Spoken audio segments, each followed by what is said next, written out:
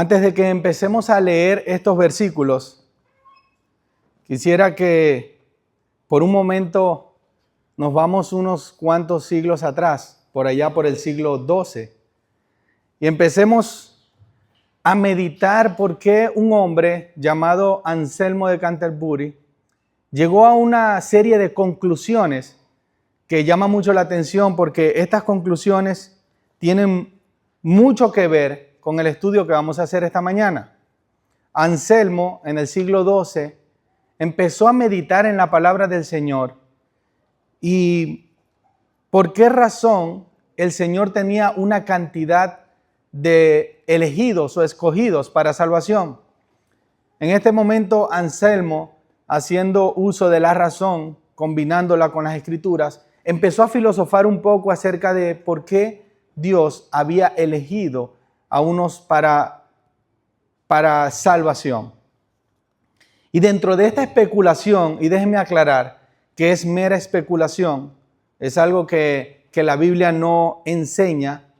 Sin embargo, es bueno pensar en esto porque nos ayuda a notar cómo tenían una conciencia de cantidad de elegidos antes de que llegara la Reforma y Juan Calvino en el siglo XVI, que fue el que desarrolló estas doctrinas que hoy conocemos como doctrinas de la gracia, que son las doctrinas calvinistas.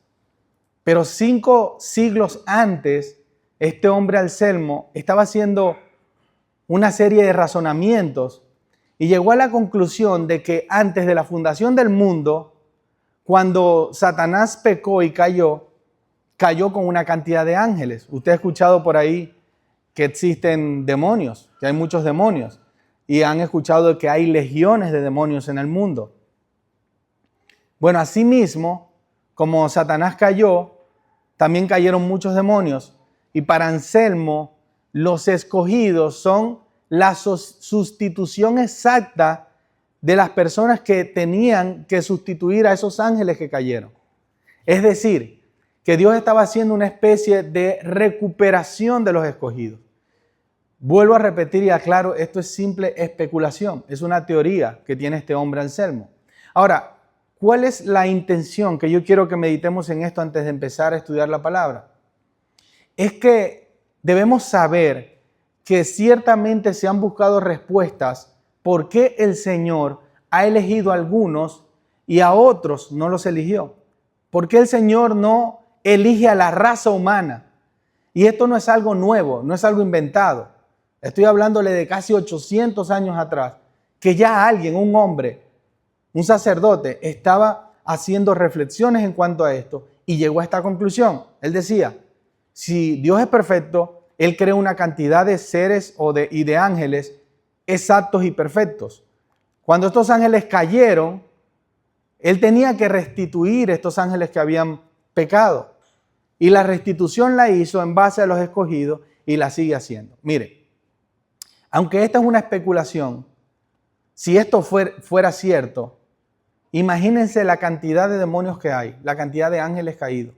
Porque siempre pensamos en Satanás, pero hay cientos de miles de ángeles caídos. Y fuese esto cierto o no, la realidad es que hay muchos ángeles caídos.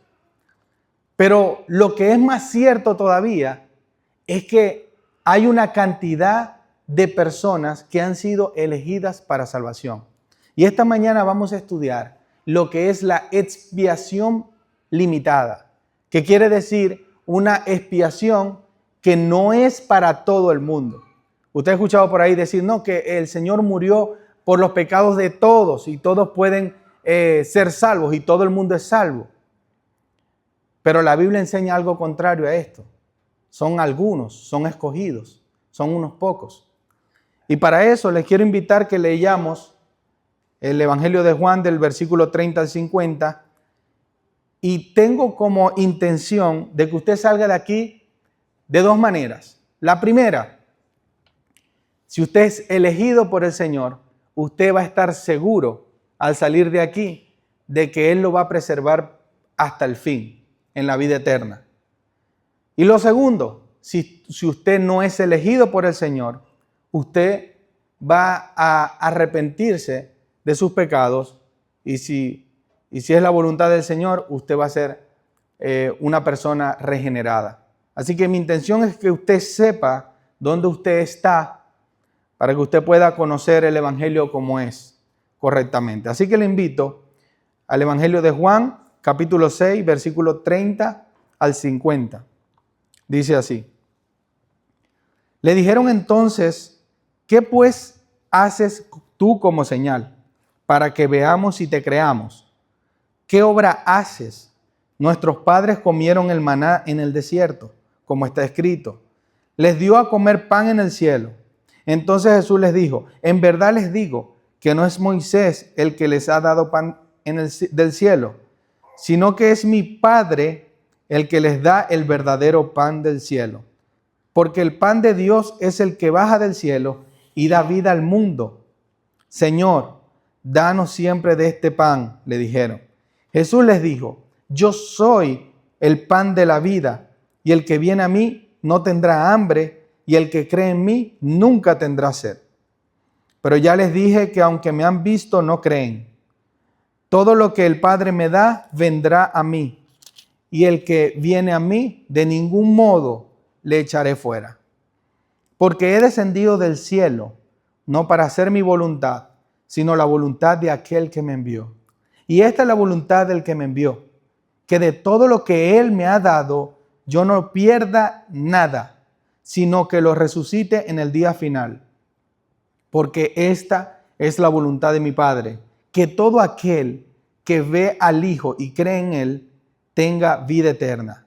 Y yo mismo lo resucitaré en el día final. Por eso los judíos murmuraban de Él, porque había dicho, yo soy el pan que descendió del cielo. Y decían, ¿no es este Jesús, el hijo de José, cuyo padre y madre nosotros conocemos? ¿Cómo es que ahora dice, yo he descendido del cielo? Jesús les dijo, no murmuren entre sí. Nadie puede venir a mí si no lo trae el Padre que me envió. Y yo lo resucitaré en el día final.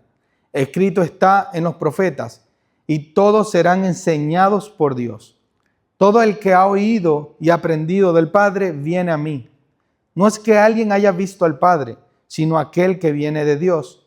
Él ha visto al Padre. En verdad les digo, el que cree tiene vida eterna. Yo soy el pan de vida, de la vida. Los padres de ustedes comieron el maná en el desierto y murieron. Este es el pan que desciende del cielo para que el que coma de él no muera. Vamos a orar. Padre Santo, te damos gracias por este día. Gracias por tu palabra. Ayúdanos, Señor, a poder entender esta mañana las profundidades de tu palabra y que podamos discernir y conocer si realmente nosotros somos escogidos tuyos. Y si es así, nos gozaremos y nos gozamos porque creemos que tú nos vas a preservar hasta el fin. Y si nosotros no somos escogidos o si nosotros todavía no hemos conocido a Dios, a Cristo, no le hemos entregado nuestra vida, ayúdanos, Señor, y ayuda, Espíritu Santo, a que las personas que estén en esta mañana aquí puedan conocerle y puedan entregar sus vidas al soberano Dios. Gracias, Señor, te damos en el nombre de Jesús. Amén y amén. Hermanos, cuando llegamos al capítulo 6, versículo 30 al 50, no es casualidad lo que estamos viendo aquí. Vemos que los judíos están demandándole señal al Señor. Le están pidiendo que les muestre que realmente Él es el Hijo de Dios.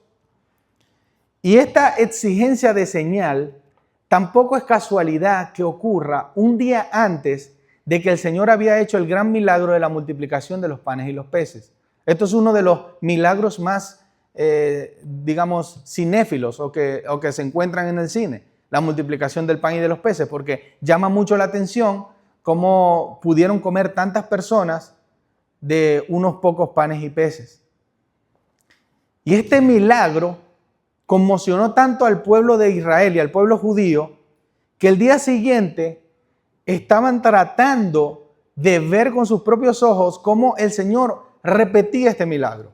Y por eso le decían, Señor, muéstranos, ¿qué señal haces tú? Y lo primero que apelan es a decirle, nuestros padres comieron maná del cielo. Eso sí es que es un milagro. Ese sí es el Dios en el que nosotros creemos y nos movemos. Recuerden que era el pueblo judío. Pero la realidad es que ese milagro que había ocurrido en Éxodo 16 es un milagro que también había hecho Jesús, porque la eternidad es desde antes de la fundación del mundo. Y Jesús era parte de la Trinidad cuando ocurrió este milagro en el pueblo de Israel. Es decir, ese maná que cayó del cielo cuando el pueblo de Israel estaba en Egipto, era un milagro hecho también por nuestro Señor.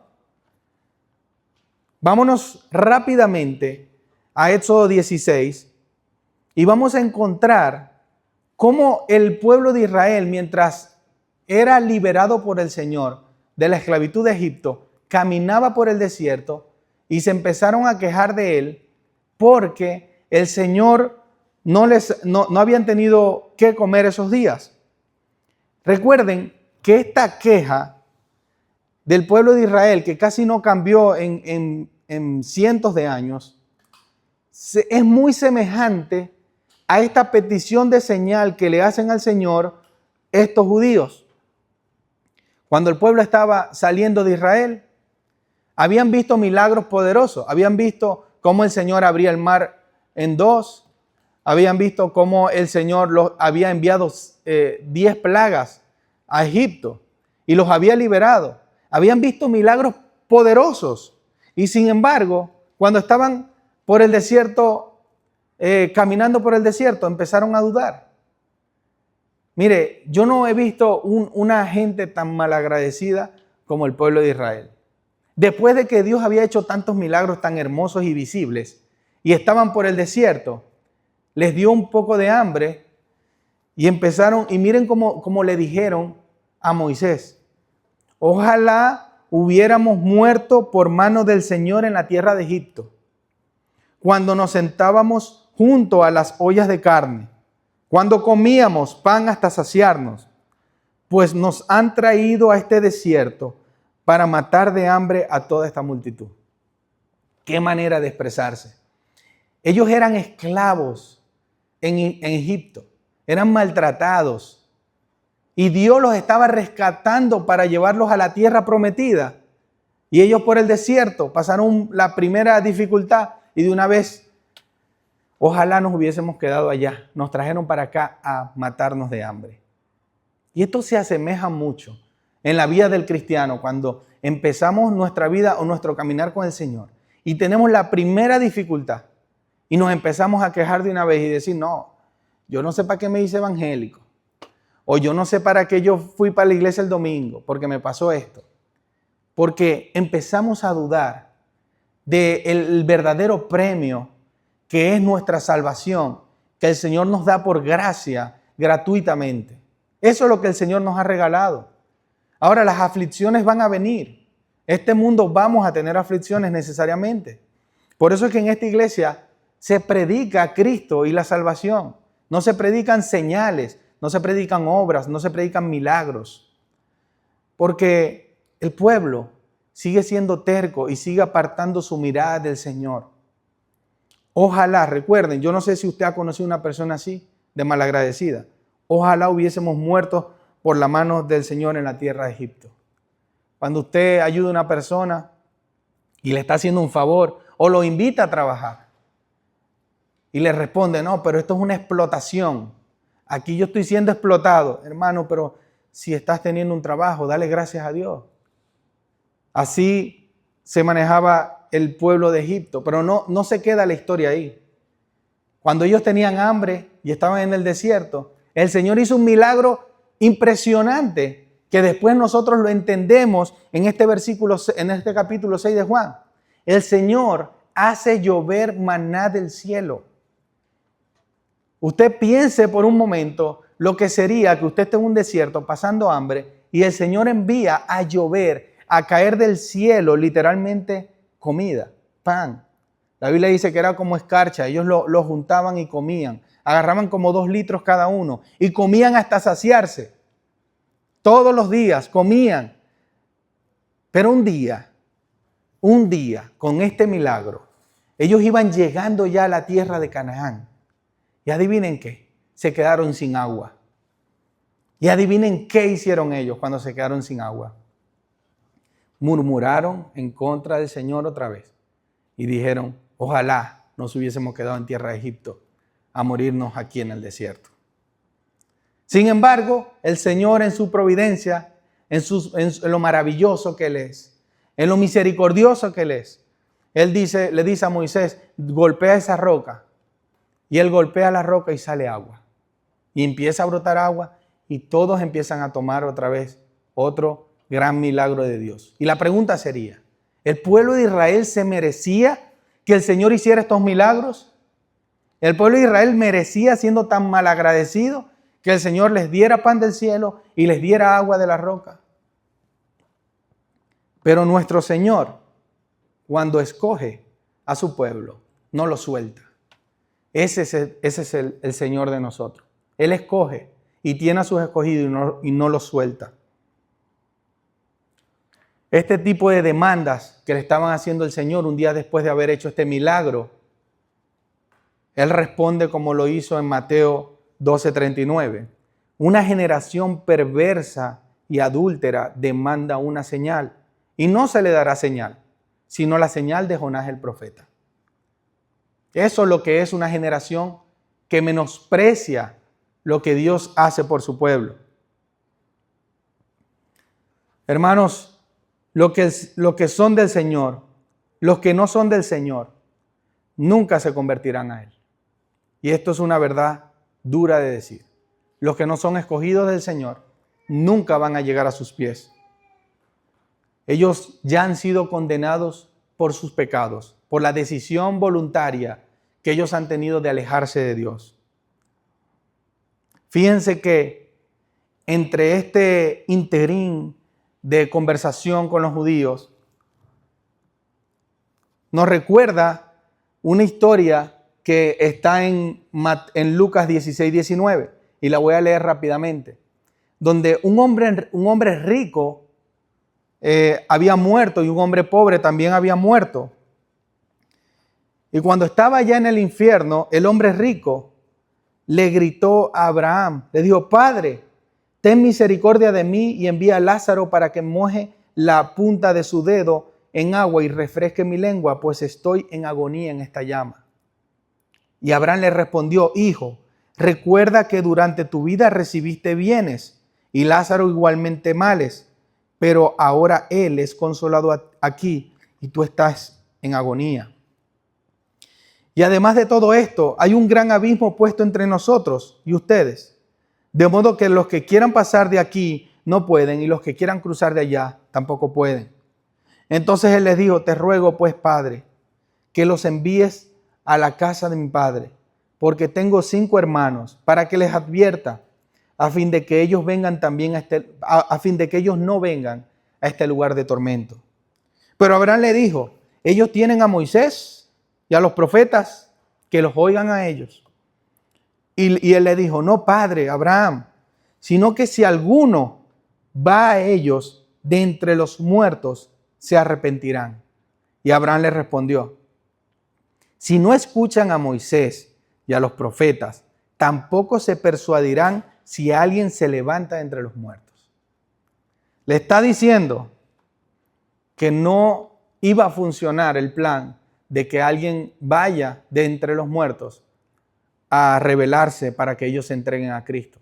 Y esto es se puede decir un presagio, si se puede decir de alguna manera, de lo que iba a suceder. Cristo murió, Cristo resucitó y todavía hay muchas personas que no creen en Él. Aunque alguien se levante de los muertos, Jesús se levantó de los muertos al tercer día y todavía hay personas que no han puesto su mirada en Jesús. Muchos escuchan sermones de predicadores, muchos han escuchado cientos de predicadores muy buenos, música cristiana, dicen yo creo en la palabra, yo creo en la Biblia. Y sin embargo, no ponen su mirada en Jesús. Este anuncio que les está haciendo, les está diciendo, allá tienen a Moisés. Si esta historia la pasamos al día de hoy, pudiéramos decir, allá hay predicadores que predican la sana doctrina. Ahorita ustedes están escuchando sana doctrina. Cientos de personas están escuchando en este momento doctrina del Señor. En todo el mundo hay cientos de iglesias reuniéndose hoy y sin embargo no se persuaden de los que están aquí. La palabra profeta significa no solamente en ese tiempo a personas que profetizaban el futuro. En el día de hoy, profeta significa una persona que habla la palabra, que declara la palabra. Así que todos nosotros que predicamos la palabra del Señor somos profetas. Y el Señor dice, si no escuchan a los que les predican la palabra, mucho menos van a escuchar a una persona así se levante entre los muertos. La resurrección de Cristo es el milagro que mueve a los cristianos. La resurrección de Cristo, sin ella, todo el cristianismo sería en vano. Sería simplemente una cantidad de consejos espirituales, si se puede decir. Sería una cantidad de información de alguna manera innecesaria. Pero como Cristo murió y resucitó, esto se convierte en el epicentro de nuestras vidas y en el epicentro del mundo. No solamente de los escogidos, también de los que no han sido escogidos, porque también van a ver a Cristo y van a ver que Él es real, tarde o temprano. Estas ovejas son sus escogidos, el que Él escogió y les dio vida. Nosotros, los que hemos sido escogidos, como dice Efesios 2:1, estamos muertos en delitos y pecados. Hermano, cuando usted lee Efesios 2:1 y se pone a meditar un poco en las personas que están muertas en sus delitos y pecados, como nosotros lo estábamos en otro tiempo, póngase a pensar si usted ha ido alguna vez a un funeral, si usted ha ido a un entierro. Usted ha visto a esa persona que ya falleció y nota que no tiene vida, por supuesto, no se mueve, no hace nada. Y imagínese que las personas que están a su alrededor, que no han conocido del Señor, son semejantes a ellas, a manera espiritual. La única diferencia es que se mueven, hablan, comparten. Pero la realidad es que están muertas, que no pueden hacer nada por sí mismas. Es necesario que el Evangelio les sea predicado. Y como decía en su momento Spurgeon, un gran predicador del siglo XIX, así sea por las rodillas, que los abracemos con fuerza. Mientras se va al infierno, vamos a seguirle predicando para ver si ellos reconocen al Señor como su Salvador. Si usted pone a un familiar que usted conoce, que no ha conocido del Señor, seguramente usted siente esta necesidad o esta angustia, esta rapidez o emergencia o sentido de emergencia de predicar el Evangelio, porque usted sabe que Dios está vivo y que hay una vida después de la muerte y que el sufrimiento va más allá de lo que nosotros podemos pensar o interpretar. Y yo sé que usted dice, pero si el Evangelio es lo máximo, el Evangelio, los que hemos conocido al Señor sabemos que no hay vida, que todo se trata del Evangelio. Y utilizamos frases como, no sé qué estás esperando, yo no sé qué está esperando. Y te dan señales, te dicen, no, pero es que yo conozco un poco la Biblia, yo he leído la Biblia, yo creo en Dios. Y tienen hasta rituales extraños. Y usted ve cuando los futbolistas van al campo de fútbol, que son personas bien mundanas, y hacen su típica presignación, o tocan en la grama, o tienen rituales extraños, pero están muy lejos del Señor. Y cuando usted ve esto, usted se desespera y al mismo tiempo, al conocer la expiación limitada de que muchos se van a perder, se desespera mucho más porque sabe que hay algunos que no van a creer nunca así usted les predique. Ahora, la enseñanza que nos deja este mensaje es que nosotros tenemos que predicar. Jesús en este contexto le estaba predicando a judíos que seguramente no aceptaron al Señor. Él les decía en el verso 36, y está la voluntad del que me envió, de que todo el que me ha dado yo no pierda nada, sino que lo resucite en el día final. Porque esta es la voluntad de mi Padre, que todo aquel que vea al Hijo y cree en Él tenga vida eterna y yo mismo lo resucitaré. Perdón, en el verso 36 dice, pero ya les dije que aunque me han visto, no creen. Aunque me han visto, no creen. Aunque ayer vieron que yo multipliqué los panes y los peces, no creen. Pero para los escogidos, fíjense lo que dice el verso 39. Y esta es la voluntad del que me envió, que todo lo que Él me ha dado, yo no pierda nada. El Señor no va a perder a ninguno de los que Él ha escogido. Él los tiene en el hueco de su mano y ha prometido que nos va a preservar hasta el fin. Yo no pierda nada de lo que Él me ha dado. Y usted me dirá, pero yo conozco muchos hermanos en la iglesia que van a la iglesia y tienen como una doble vida, o realmente no son cristianos que están ciertamente convertidos, y los conocemos. Hay personas que están dentro de la iglesia, que crecen en la iglesia y que no son verdaderos cristianos. Déjeme decirle que Judas estuvo dentro de los 12 apóstoles. Judas estuvo 3 años en el ministerio con Cristo. O sea, si hay un ministerio poderoso, era el ministerio del Señor Jesucristo. Y Judas estuvo ahí. El Señor hasta le lavó los pies. O sea, si usted piensa que no hay cizaña dentro del trigo, sí la hay. Pero Jesús dijo, de los que me diste, ninguno perdí. Solamente el hijo de perdición. O sea, que lo que Judas hizo fue el trabajo que tenía que hacer y que estaba predestinado.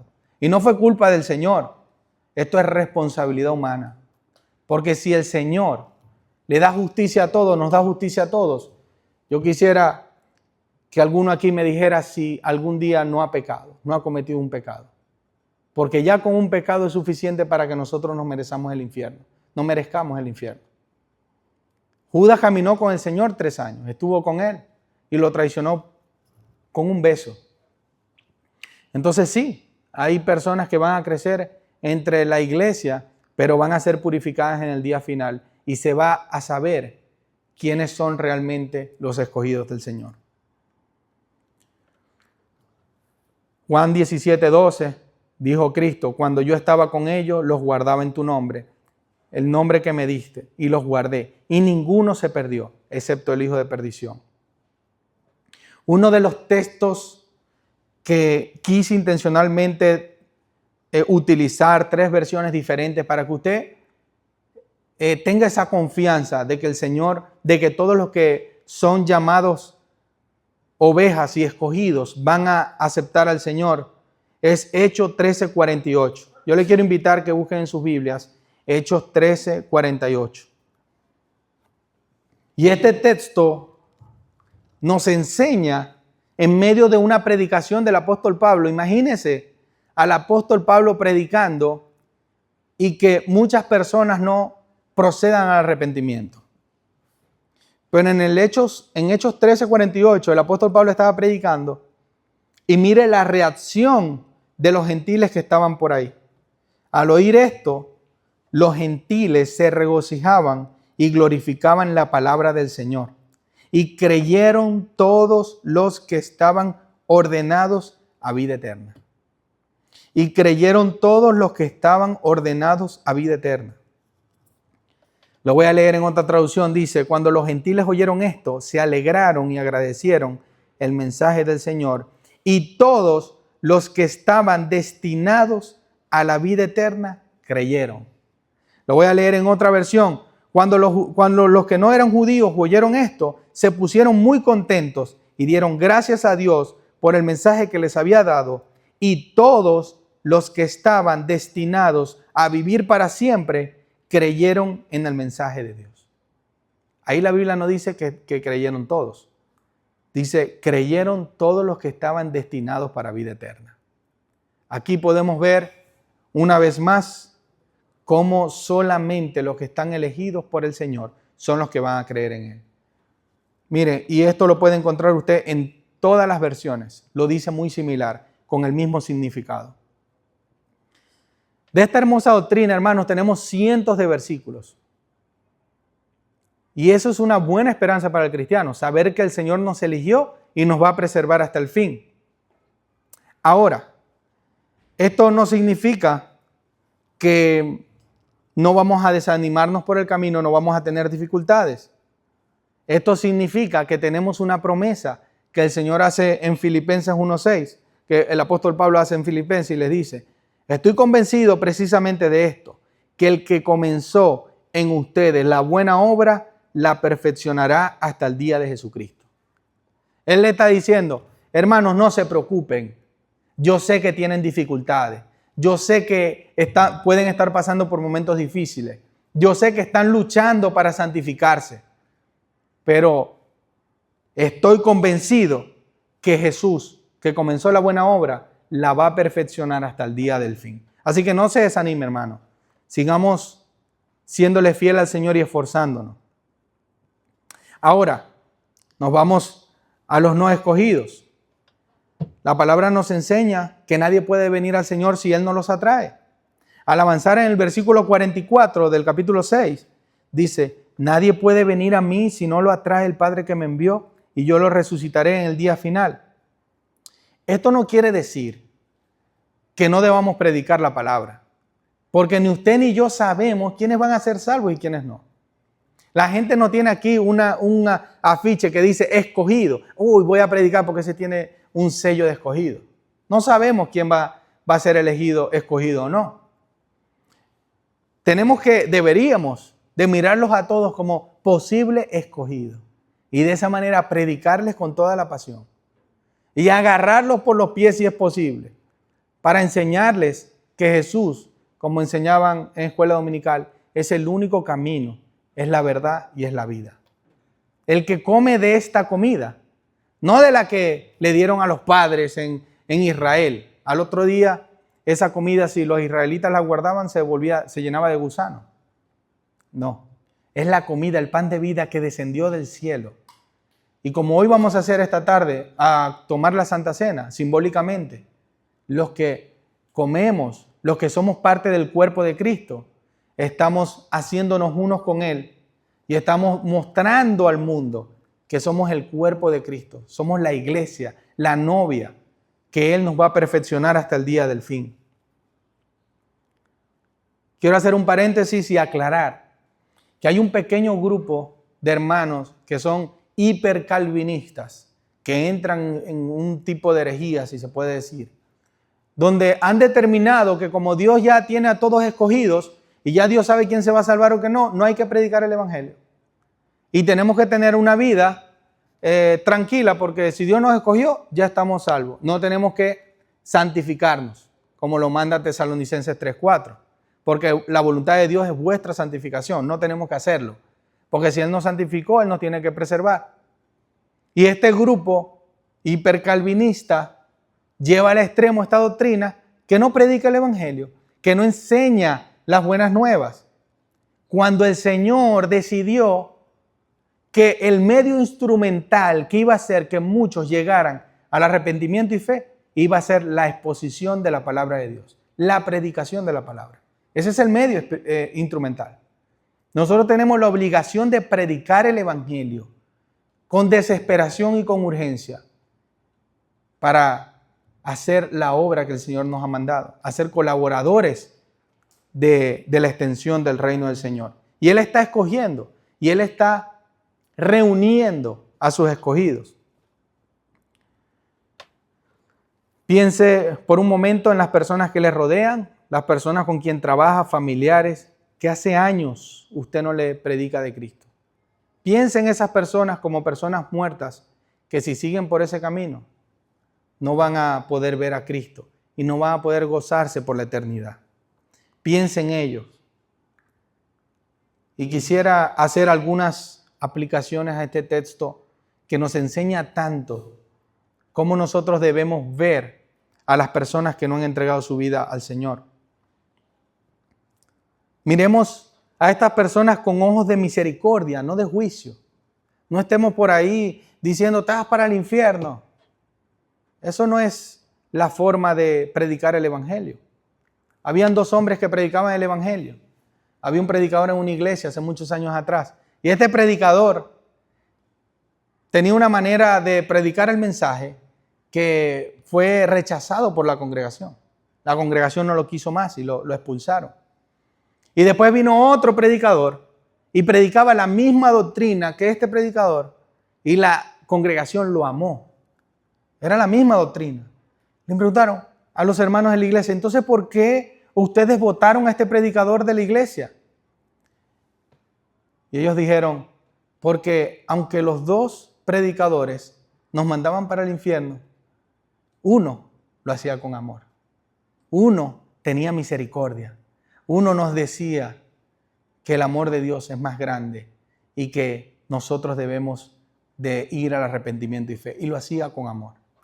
El otro parecía que disfrutaba diciéndonos, se van para el infierno. Nosotros miremos también a nuestros hermanos con amor. Miremos con misericordia para que ellos puedan también conocer a Cristo y gozarse como nosotros. Y un día tomar la Santa Cena como nosotros lo vamos a hacer hoy. Y recuerde, si usted come de este pan de vida, usted no va a morir, usted tiene vida eterna. Si usted come de Cristo, es decir, si usted ha puesto su vida en manos del Señor y ha puesto su confianza en Él y se ha arrepentido de todo corazón de sus pecados, usted va a heredar la vida eterna. Acompáñenme a orar. Señor, Dios Todopoderoso, Creador de los cielos y de la tierra, gracias te damos, Señor, por tu palabra. Gracias, Señor, porque hemos sido persuadidos de que tú viniste y te hiciste carne como uno de nosotros y moriste por nuestros pecados para darnos vida, vida eterna. Reconocemos, Señor, que esta vida es como un suspiro, que hoy está y mañana no está. Reconocemos, Señor, que en esta corta vida que tenemos, tú eres el Señor de nuestras vidas y tú nos has elegido para salvación y vida eterna.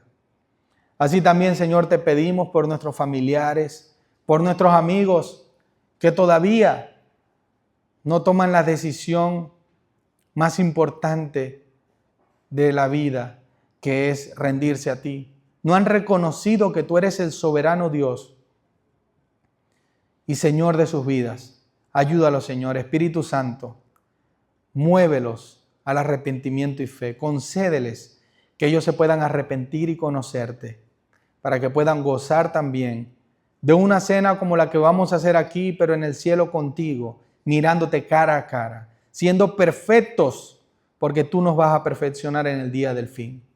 Gracias, Señor, por las aflicciones que pasamos, porque sabemos que los que amamos al Señor, todas las cosas nos ayudan a bien. Te amamos, Señor.